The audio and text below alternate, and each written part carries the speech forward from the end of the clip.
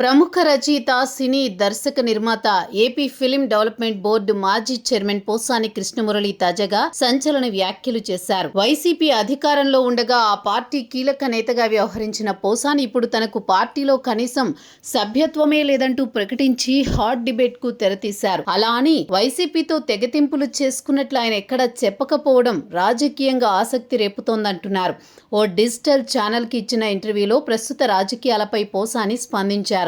ముఖ్యమంత్రి చంద్రబాబుపై తన మనోగతాన్ని వెల్లడించిన పోసాని సరికొత్త చర్చకు తెరతీశారు.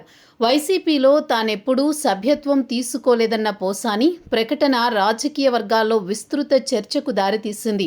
ఇప్పుడు, అప్పుడు, ఎప్పుడు తాను వైసీపీలో సభ్యుణ్ణి కానని, పార్టీతో అధికారికంగా ఎటువంటి సంబంధం లేదని ఓ ఇంటర్వ్యూలో పోసాని చెప్పడం వైరల్ అవుతోంది. ప్రజలకు మెరుగైన సేవలు అందించే నాయకులకు తాను మద్దతుగా నిలుస్తానని, ముఖ్యమంత్రి చంద్రబాబు కూడా మంచి నాయకుడిగా భావించి గతంలో ఆయనతో కలిసి పనిచేశానని గుర్తు చేశారు.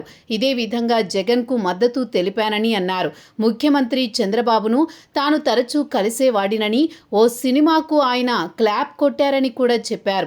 అయితే తాను ఏ నాయకుడికి గుడ్డిగా మద్దతు ఇవ్వరని స్పష్టం చేశారు. ఎప్పుడైనా తప్పు జరిగినట్లు అనిపిస్తే ప్రశ్నిస్తానని వెల్లడించారు. విధాన నిర్ణయాలు నచ్చకపోతే వ్యతిరేకిస్తానని వ్యాఖ్యానించారు. గత వైసీపీ ప్రభుత్వంలో తనకు తెలిసిన వ్యక్తి ఆస్తిని ఓ నాయకుడు కబ్జా చేస్తే అప్పటి ప్రభుత్వ సలహాదారు వైసీపీ నేత సజ్జల సహకారంతో జగన్ దృష్టికి తీసుకువెళ్లి న్యాయం చేశానని చెప్పుకొచ్చారు.